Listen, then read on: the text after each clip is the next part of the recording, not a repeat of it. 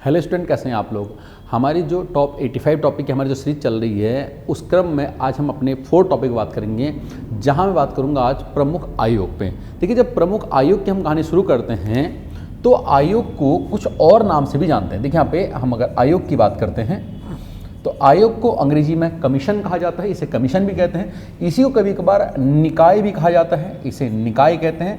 इसी को ही कभी कभार संस्था भी कहा जाता है। ठीक है, ये सब बातें एक ही हैं, आप ही ध्यान रखना। देखिए यहाँ पे जब मैं आयोग, निकाय या किसी संस्था की बात करता हूँ तो भाई इनकी हमें आवश्यकता क्यों पड़ती है। ध्यान रखना, जब भी कोई विशेष काम करना होता है जहाँ पे हमें कुछ विशिष्ट जो बुद्धिजीवी लोग हैं उनकी आवश्यकता होती है, ताकि वो अपने विशेष विचार जो हैं दे पाएं, जिससे कि कुछ अच्छा काम हो पाए, तो उस दृष्टिकोण से किसी आयोग, निकाय या संस्था की स्थापना की जाती है। यानी कि अगर मोटा मोटा अगर मैं बोल दूंगा आपसे यहाँ पे, तो भाई हम आयोग की स्थापना हम क्यों करते हैं? किसी विशेष कार्य करने के लिए। ठीक है, आयोग के लिए हम क्या कहना भाई किसी विशेष कार्य को करने के लिए। ठीक है, किसी विशेष कार्य करने के लिए ही आयोग को बनाया जाता है। आप ये बात ध्यान रखना। ठीक है, देखिए अगर मैं आयोग की बात करता हूं तो आयोग बेसिकली आपके ये 2 प्रकार के हो सकते हैं। ठीक है, आयोग क्या होते हैं आपके 2 प्रकार के होते हैं। एक होते हैं आपके संवैधानिक आयोग होते हैं या निकाय होते हैं, एक आपके संवैधानिक निकाय होते हैं, और एक होते हैं आपके गैर संवैधानिक। ठीक है, ध्यान रखना, एक आपके संवैधानिक होते हैं, एक गैर संवैधानिक होते हैं, लेकिन असंवैधानिक कोई नहीं होते हैं। ठीक हो गया है, एक आपके संवैधानिक होते हैं, एक गैर संवैधानिक होते हैं, लेकिन असंवैधानिक कोई नहीं होते हैं। असंवैधानिक का मतलब तो ये हो गया कि भाई जो संविधान से हट करके अगर कोई काम किया जा रहा है वो असंवैधानिक हो गया।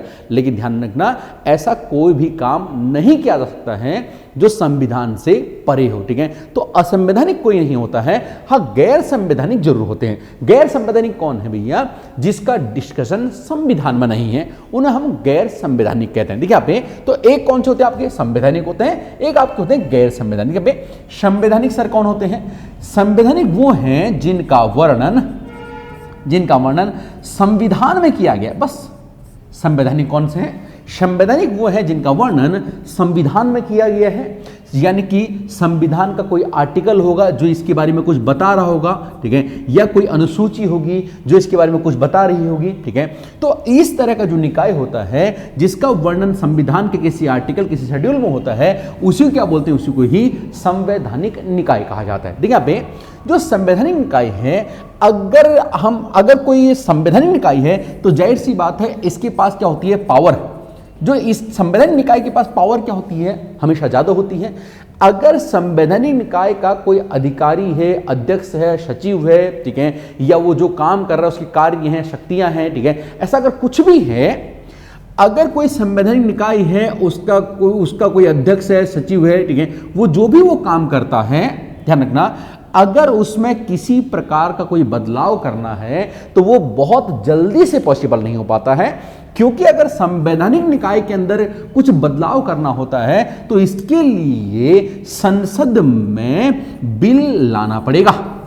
ठीक है, संसद में बिल लाना पड़ेगा और उसके बाद ही जाकर के इसमें किसी प्रकार का कोई बदलाव आपका हो पाएगा। ठीक है, तो इसका मतलब देखिए ये भी हो गया यहाँ पे जो संवैधानिक निकाय हैं, ठीक है, जिनको संविधान ने पावर दे रखी है, तो इन पे जो है ना, इन पे जल्दी से कंट्रोल रहता नहीं है किसी का। ठीक है, मतलब होता है ना, जैसे अगर हमको अगर हमारी कोई गैर संवैधानिक बॉडी है, ठीक है, या कोई इस तरह की बॉडी है, तो इसमें जो है, जो वर्तमान में सरकार है, ठीक है, अगर वर्तमान में बीजेपी की सरकार है तो इसके तहत जो बॉडी होंगी उसमें सरकार का प्रतिनिधित्व रहता है।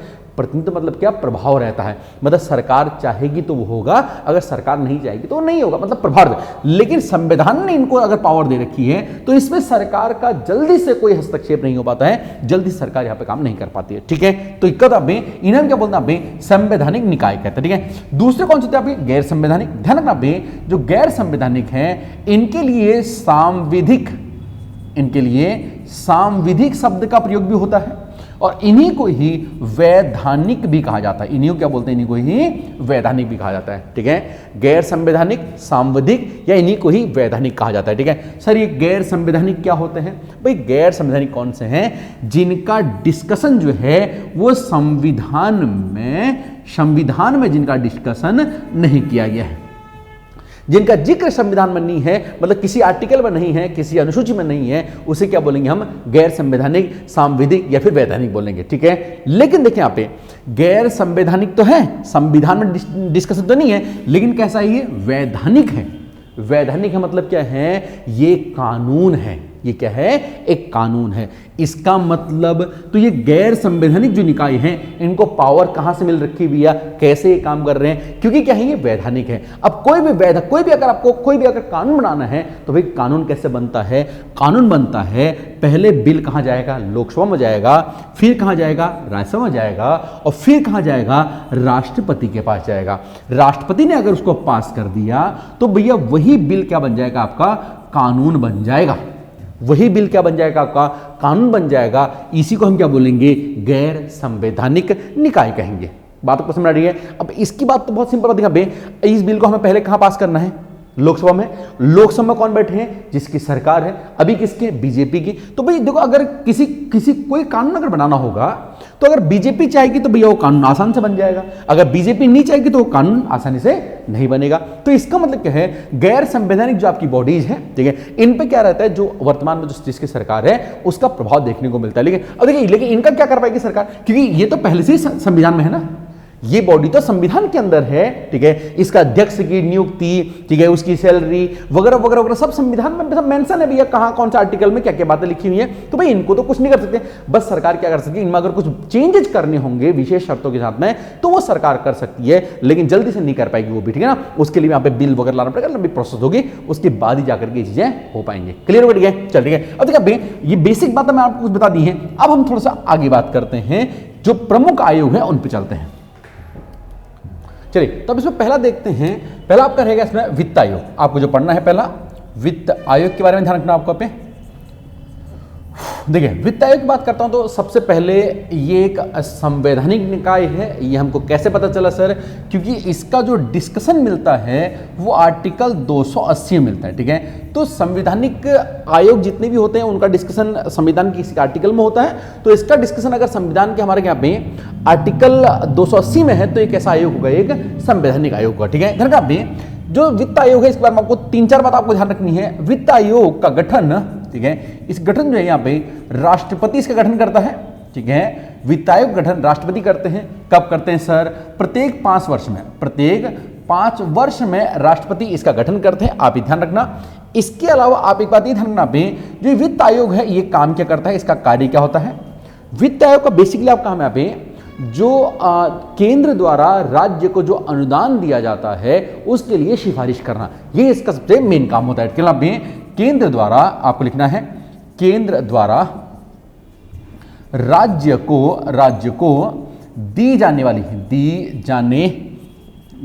वाली ठीक है अनुदान दिए जाने वाले अनुदान की सिफारिश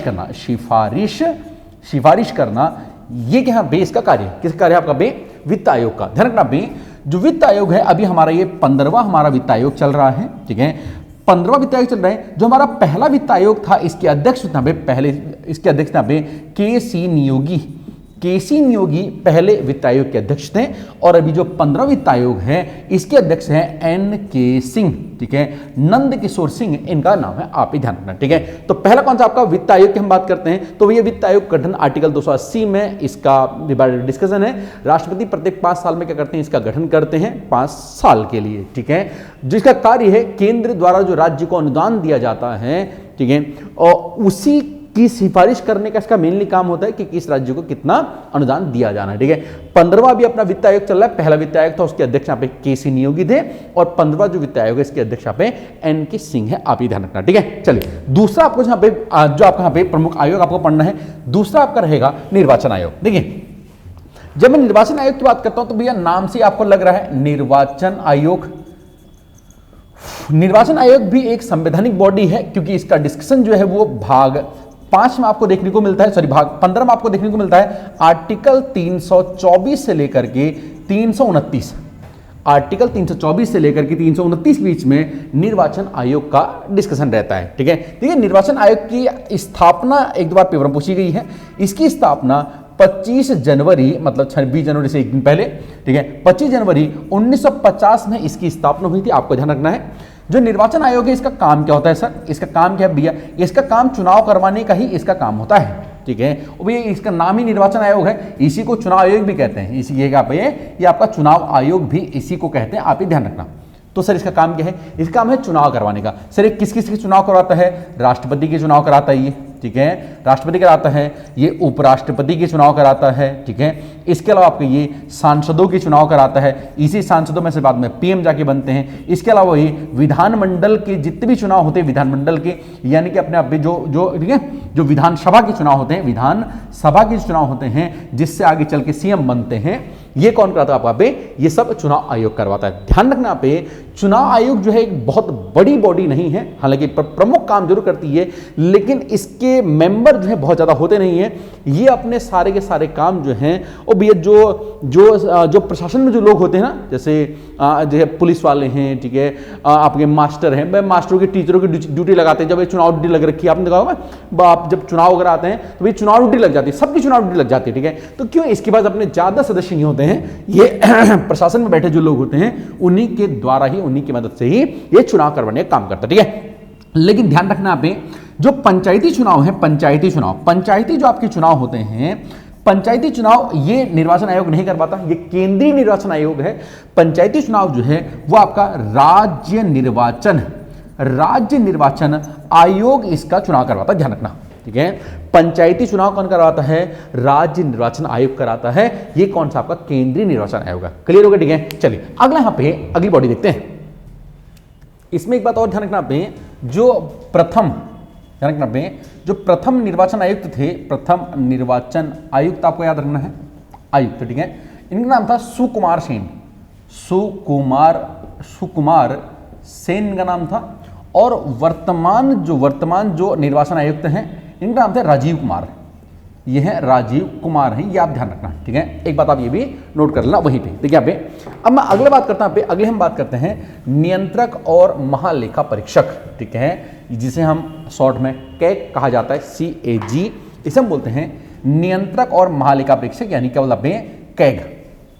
मैं शॉर्ट में लिख रहा हूं, मैं यहाँ पे कैग लिख रहा हूं, आपको नियंत्रक व महालेखा परीक्षक आपको लिखना है। देखिए यहाँ पे जो कैग की हम बात करते हैं तो इसका जो डिस्कशन है वो आपको आर्टिकल 148 में मिलता है। ठीक है, इसी में कैग के पद का डिस्कशन है, मतलब भारत का एक नियंत्रक और महालेखा परीक्षक होगा, वो आपका 148 के अंदर बताया गया। लेकिन इसमें और भी बातें हैं, तो इसका डिस्कशन 148 से शुरू होता है और 151 तक इसका डिस्कशन चलता है। किसका, पे कैग का। ठीक है, 141 से लेकर के मतलब 148 से लेकर के 151 तक। ठीक, चलिए देखिए पे जो कैग होता है यानी कि नियंत्रक और महालेखा परीक्षक है, इसकी अगर मैं नियुक्ति की बात करता हूं, इसकी नियुक्ति राष्ट्रपति द्वारा की जाती है। ठीक है, इसकी नियुक्ति राष्ट्रपति करता है, ध्यान रखना में राष्ट्रपति कोई भी काम अपने मर्जी से नहीं कर पाता है। ठीक है, क्योंकि अपने यहाँ पे जो व्यवस्था है वो कार्यपालिका का प्रमुख होता है, वो ठीक है, वो मतलब ठीक है में कार्यपालिका का जो ये क्या है नाममात्र प्रमुख होता है और वास्तविक प्रमुख कौन होता है, आप PM होता है। ठीक है, तो राष्ट्रपति क्या करता है, इसकी नियुक्ति करता है किसकी सलाह पे सर, मंत्री परिषद की सलाह पे करता है। वास्तव में मंत्री परिषद का जो प्रमुख होता है वो PM होता है, तो आप ये कह सकते हो कि PM की सलाह पे करता है। ठीक है, इसकी नियुक्ति कौन करता है, राष्ट्रपति करता है, किसके यहाँ पे, PM की सलाह पे करता है, ध्यान रखना। ठीक है, इसको शपथ कौन दिलाता है, ध्यान रखें शपथ भी इनको राष्ट्रपति दिलाता है। अगर इन्हें अपना त्यागपत्र देना होगा तब ये भी त्यागपत्र भी अपना ये राष्ट्रपति को ही देते हैं। ठीक है, इसका ध्यान में इनके अगर मैं कार्यकाल की बात करता हूं, इनका जो कार्यकाल होता है वो या तो 6 वर्ष का होता है, ठीक है, और या फिर ये 65 वर्ष 65 वर्ष, ठीक है। या भी ये 6 साल के लिए काम करते हैं या तो कर भी 65 वर्ष तक ये काम करते हैं। दोनों में से जो पहले हो जाए वो ये कर लेते हैं, ठीक है। चलिए देखिए आप अगर इनको हटाना हो तो नॉर्मली इनको हटाया जा नहीं सकता है। इनको जैसे ही सुप्रीम कोर्ट के न्यायाधीश को हटाने की प्रक्रिया होती है उसी तरह से इन्हें भी हटाया जाता है, ठीक है। यहाँ पे ऑप्शन में आपको इसी तरह से मिलेगा, आपको ध्यान रखना, ठीक है। अब सुप्रीम कोर्ट को हटाने की प्रक्रिया क्या होती है, सुप्रीम कोर्ट के न्यायाधीश को हटाने की प्रक्रिया क्या होती है, अलग प्रोसेस है, ठीक है। फिलहाल आप ध्यान रखना भी इनको हटाने के लिए जो सुप्रीम कोर्ट के जो न्यायाधीश हैं, न्यायाधीश, ठीक है, सुप्रीम कोर्ट के न्यायाधीश को जैसे 2/3 बहुमत लेकर के हटाया जाता है तो उसी तरह से इन्हें भी हटाया जाता है। आप एक बात ये ध्यान रखना, ठीक है। अभी जो कैग होता है इसका मेन काम क्या होता है, काम क्या करता है सर, ये ध्यान रखना पे इनका काम क्या होता है। ये क्या करते हैं आप पे, जो धन है यानी कि जो पैसा है, सरकार के पास जितना भी पैसा होता है उस पैसे का क्या करते हैं, उस पैसे का जितना भी आय और व्यय होता है, पैसे का जितना भी आय व्यय होता है उसका क्या करते हैं, लेखा जोखा रखते हैं, लेखा जोखा, ठीक है। मतलब आय सरकार के पास जितना भी पैसा टैक्स से कलेक्ट होता है, ठीक है, जितना भी पैसा सरकार के पास होता है उसके आय व्यय करते हैं, लेखा जोखा करते हैं। मतलब जनता का जो पैसा है वो गलत जगह पे प्रयोग ना हो इस बात का ध्यान कौन रखता है, आपका कैग रखता है, यानी कि नियंत्रक और महालेखा परीक्षक रखता है। क्लियर हो गया, ठीक है। चलो ठीक है, अब यहाँ थोड़ा अगली बात करते हैं, नेक्स्ट पे चलिए। अगली जो बात करते हैं हम, अगली बात करते हैं राष्ट्रीय मानवाधिकार आयोग, मानवाधिकार, ठीक है। राष्ट्रीय मानवाधिकार आयोग की बात करते हैं, ठीक है। राष्ट्रीय मानवाधिकार आयोग क्यों बनाया गया, देखिए ये बेसिकली क्या काम करता है, जो मानव के अपने अधिकार हैं उनको संरक्षित करने का काम करता है, ठीक है। सपोज दैट अगर कोई आदमी रॉन्ग साइड में चल रहा है, पुलिस वालों ने पकड़ा और बहुत ज़्यादा मारना शुरू कर दिया, ठीक है, हालांकि वो काम गलत कर रहा है लेकिन गलत काम करने के बावजूद भी वो एक मनुष्य है, उसके साथ में जानवरों जैसा बर्ताव नहीं किया जा सकता है। अगर किसी ने मर्डर कर दिया, जेल में चला गया, तो जेल में भी उसके साथ में मानवता का व्यवहार किया जाएगा, उसके जो अपने अधिकार हैं उनका ध्यान रखा जाएगा। इन्हीं सब चीजों को मद्देनजर रखते हुए इस आयोग का गठन किया गया, जिसका मतलब है राष्ट्रीय मानवाधिकार आयोग। ध्यान रखना, राष्ट्रीय मानवाधिकार आयोग की जब कहानी शुरू होती है तो भैया ये कहानी शुरू होती है महासभा से, ठीक है। यूएनओ की जो महासभा है इसने सबसे पहले राष्ट्रीय मानवाधिकार आयोग की घोषणा करी है। वो कब करी सर, 10 दिसंबर 1948 को इसकी घोषणा करी गई है। इसीलिए 10 दिसंबर को मानवाधिकार दिवस मनाया जाता है, ठीक है। सबसे पहले महासभा ने अभी 10 दिसंबर 1948 को मानवाधिकारों की घोषणा करती। लेकिन ध्यान रखना पे भारत में मानवाधिकार के बारे में काम जो है वो बहुत देर में हुआ। तो मानवाधिकार, ठीक है, मानवाधिकार संरक्षण के लिए जो अधिनियम आया, ठीक है, मानवाधिकार संरक्षण के लिए जो अधिनियम आया, ठीक है, ये भारत में बहुत बाद में आया। सर कब आया, 1993 में। आप ध्यान रखना पे। अब देखिए क्या इसके लिए किसी आर्टिकल का कोई डिस्कशन हमने किया, नहीं। ध्यान रखना पे ये कानून है, ठीक है, एक कानून है। इसका मतलब संस्था कैसी होगी, ये गैर संवैधानिक संस्था है। संविधान के अंदर इसका किसी आर्टिकल, किसी अनुसूची में इसका डिस्कशन नहीं है। तो इसे शक्ति कौन देता है, इसे केंद्र सरकार शक्ति देती है, यानी कि संसद इससे शक्ति देती है। किस अधिनियम से शक्ति प्राप्त है इसका पे, इसे अधिनियम 1993 से इसे शक्ति प्राप्त है, जिसे क्या बोलते हैं, राष्ट्रीय मानवाधिकार अधिनियम 1993, ठीक हो, ठीक है। ध्यान रखना भाई ये कैसा निकाय है, फिर आप ये क्या भाई, ये आपका गैर संवैधानिक है, गैर संवैधानिक निकाय है, ठीक है। इसी का बोलेंगे सांविधिक निकाय बोलेंगे, इसी को वैधानिक निकाय बोलेंगे, ठीक है। देखिए 1993 के अंदर इसकी घोषणा, मतलब ये अधिनियम का 1993 बना। 1993 आपको याद होगा वही सन है जिस टाइम पे आपका 74वां, ठीक है, 73वां और 74वां, ठीक है, पंचायती राज से संबंधित जब सुधार हो रहे थे, ठीक है, जब 73वां संविधान संशोधन और 74वां संविधान संशोधन किया गया, यानी कि जो पीवी नरसिम्हा राव थे, पीवी नरसिम्हा राव, ठीक है, नरसिम्हा राव के समय, तो उसी समय मानवाधिकारों का जो अधिनियम था ये भी पारित किया गया, ठीक है। मतलब किसने का मतलब, पीवी नरसिम्हा राव इस टाइम पे पीएम हुआ करते थे, वित्त मंत्री इस टाइम पे मनमोहन सिंह हुआ करते थे, आपको ये पता होगा, ठीक होगा, ठीक है। चलिए अब देखिए यहाँ पे अगर हम बात करते हैं इनके कार्यकाल की, ठीक है, जो मानवाधिकार आयोग का अध्यक्ष होता है उसका कार्यकाल कितना होता है, कार्यकाल, मानवाधिकार आयोग का जो अध्यक्ष है इसका कार्यकाल होता है वो 5 वर्ष का होता है या फिर 70 वर्ष, जो पहले हो जाए, ठीक है। अगर बात मैं प्रथम जो मानवाधिकार आयोग के अध्यक्ष थे प्रथम, इनका नाम था रंगनाथ, ठीक है, रंगनाथ राव मिश्र इनका नाम था, ठीक है। इसके जो वर्तमान अध्यक्ष हैं, ठीक है, इनका नाम है अरुण कुमार मिश्रा, अरुण कुमार मिश्रा हैं, ये आप ध्यान रखना यहाँ पे, क्लियर होगा, ठीक है। तो इतनी बात आपको राष्ट्रीय मानवाधिकार आयोग के बारे में ध्यान रखनी है। क्या बोला पे, राष्ट्रीय मानवाधिकार घोषणा कब हुई है? 10 दिसंबर 1948 में घोषणा हुई है। अधिनियम कब बना सर? मानवाधिकार आयोग अधिनियम 1993 के अंदर बना। कैसा है ये? गैर संवैधानिक है, सांविधिक है, वैधानिक है, मतलब इसका डिस्कशन जो है संविधान में नहीं है, किसी आर्टिकल या अनुच्छेद में। कब, मतलब ये जो अधिनियम है ये जन्म में ये किसने पारित किया बोलता है? किसके टाइम पे हुआ? ये पीवी नरसिंह राव के समय हुआ, आप ये ध्यान रखना, ठीक है। कार्यकाल कितना होता है सर? 5 वर्ष का होता है या फिर 70 वर्ष का होता है। प्रथम कौन थे यहाँ पे? रंगनाथ राव मिश्र थे, और वर्तमान में कौन है यहाँ पे? अरुण कुमार मिश्रा है, आप ये ध्यान रखना, ठीक है। चलिए अगले आयोग की वजह मैं बात करता हूं यहाँ पे। अगला आयोग आपका आता है लोकपाल और लोकायुक्त, ठीक है। आपको अगला जो आपको इंपॉर्टेंट याद रखना पे, वो आपका यहाँ पे लिखो, लोकपाल व लोकायुक्त, ठीक है। यहाँ पे जब मैं लोकपाल और लोकायुक्त की बात करता हूं तो ये दोनों ही संस्था क्या है? भ्रष्टाचार को रोकने वाली ये दोनों ही संस्थाएं हैं, ठीक है। अन्ना हजारे ने 2013 में इसके लिए बहुत बड़ा जन आंदोलन खड़ा किया था। उनके साथ में अरविंद केजरीवाल जी भी वहीं बैठे हुए थे जहां पे ये बैठे हुए थे। इसके साथ में किरण बेदी जी बैठी हुई थी, कुमार विश्वास जी बैठे हुए थे। तो ये सब लोग कहाँ थे? उसी आंदोलन में ये सब लोग शामिल थे। कुछ लोग को बहुत ज्यादा फायदा भी इससे हुआ, ठीक है। देखिए समझते बात कहाँ पे, लोकपाल और लोकायुक्त की जब मैं बात करता हूं यहाँ पे, ठीक है, तो लोकपाल जो है ये सेंटर यानी केंद्र लेवल पे भ्रष्टाचार को खत्म करने का काम करता है, ठीक है, रोक लगाने का काम करता है, खत्म तो यही करता है। और जो लोकायुक्त है ये राज्य यानी कि स्टेट लेवल पे क्या करता है? ये भ्रष्टाचार को कम करने का प्रयास करता है, ठीक है। बाकी इसने कितने प्रयास किए हैं वो आप भी जानते हैं, हम भी जानते हैं, ठीक। चलिए फिलहाल जो भी यहाँ पे जो लोकपाल और लोकायुक्त के लिए जो हमारा अधिनियम आया था, इसके लिए अधिनियम इसके लिए 2013 में ही आया था, ये हम सभी जानते हैं, ठीक है। ध्यान रखना पे, ये जो लोकपाल और लोकायुक्त जो अधिनियम है ये प्रेरित है।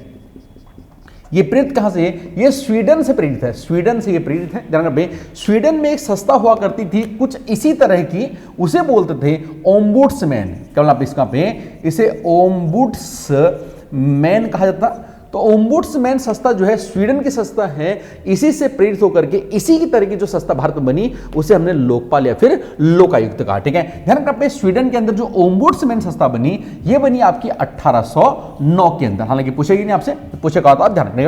ये लोकपाल और लोकायुक्त ये जो शब्द है, ध्यान रखना, ये जो शब्द है ये शब्द LM सिंधवी ने दिया था, ठीक है।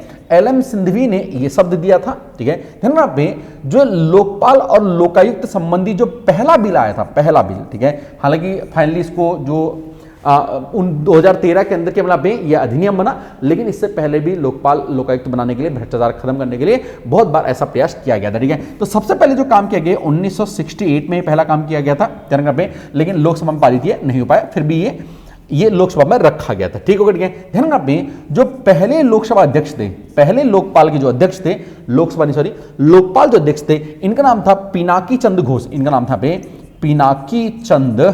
पिनाकी चंद घोष इनका नाम था, ठीक है। और इसके जो वर्तमान जो इसके अध्यक्ष हैं, वर्तमान अध्यक्ष हैं, इनका नाम है प्रमोद कुमार, ठीक है, सॉरी प्रदीप कुमार जो है इनके वर्तमान अध्यक्ष, आप ये ध्यान रखना, ठीक है। चलिए अगले निकाय की बात करते हैं। अगला आपका रहेगा इसमें नीति आयोग, ठीक है। अगला कौन सा रहेगा आपका इसमें पे? नीति आयोग आपका यहाँ पे ध्यान रखना। देखिए यहाँ पे जब मैं नीति आयोग की बात करता हूं, इसमें आपको 2-3 बात आपको ध्यान रखनी है।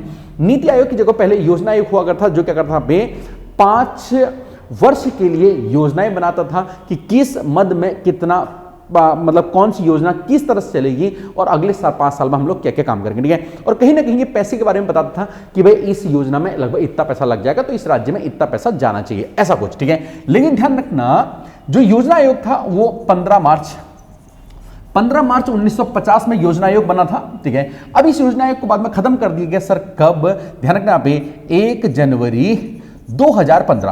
जनवरी 2015 को नीति आयोग की स्थापना करी गई, नीति आयोग की स्थापना हुई।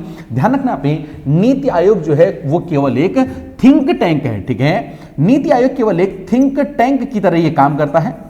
थिंक टैंक की तरह काम मतलब क्या करता है भाई? ये केवल बताता है कि अगले 5 साल में हम क्या क्या कर सकते हैं या फिर किस तरह से काम होगा।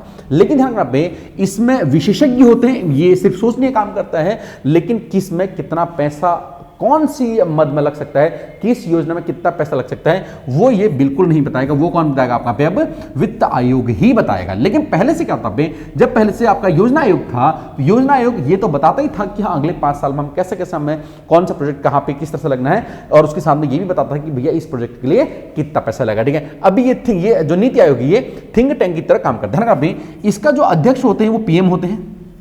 ठीक है, इसके जो आपके अध्यक्ष होते हैं, अध्यक्ष, इसके अध्यक्ष पीएम होते हैं। आप ध्यान रखना, उपाध्यक्ष कौन होते हैं सर, इसका उपाध्यक्ष कौन होते हैं, इसका उपाध्यक्ष हैं पीएम, जिनको नियुक्त करते हैं वही इसके उपाध्यक्ष बनते हैं। आप एक बात ये ध्यान रखना, क्लियर हो गया।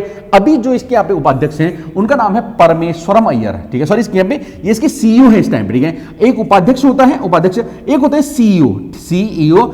इसके भी जो वर्तमान सीईओ हैं उनका नाम है परमेश्वरम अय्यर इनका नाम है, आप ही ध्यान रखना। ठीक है, अय्यर, परमेश्वरम अय्यर इनका नाम है, आप ही ध्यान रखना। क्लियर हो गया? ठीक है, बस है। तो ये क्या रहा पे, ये आपका पे नीति होगा। ठीक है, चलिए एक और यहाँ पे अगला और आखिरी हम एक और पढ़ते हैं। चलिए अब बात करते हैं अगला यहाँ पे, और एक आपका राष्ट्रीय महिला आयोग। राष्ट्रीय महिला आयोग, ठीक है। देखिए इनके बारे में हमको ज़्यादा करना नहीं होता है, बस दो बात आपको ध्यान रखनी है। पहले क्या, राष्ट्रीय महिला आयोग का जो अधिनियम बना इसके लिए, राष्ट्रीय महिला आयोग के लिए जो अधिनियम आया, ठीक है, वह आपका पे 1990 में। आपसे पूछेगा राष्ट्रीय महिला आयोग अधिनियम कब पारित हुआ, तो कब आप 1990 में। ध्यान रखना पे इस अधिनियम के तहत इसकी स्थापना, राष्ट्रीय महिला आयोग की जो स्थापना हुई है, ठीक है, ये हुई आपके यहाँ पे 10 जनवरी 1992 में। 1992 के अंदर इसकी स्थापना हुई किसके यहाँ पे, राष्ट्रीय महिला आयोग की। देखिए यहाँ पे इसके जो प्रथम अध्यक्ष थे, प्रथम इसके जो अध्यक्ष थे, ठीक है, इसके प्रथम जो अध्यक्ष थी वहाँ पे वो उनका नाम था जयंती, लिखो जयंती पटनायक। जयंती पटनायक जो थे यहाँ पे राष्ट्रीय महिला आयोग की पहली अध्यक्षा हुआ करती थी।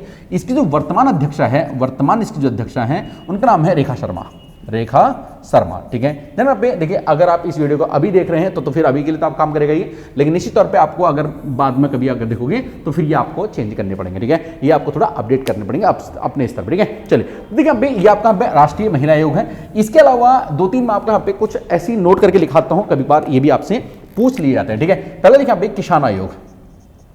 किसान आयोग, किसान आयोग की स्थापना 2004 में हुई है, ध्यान रखना। ठीक है, दूसरा आपका एक है कृषि आयोग।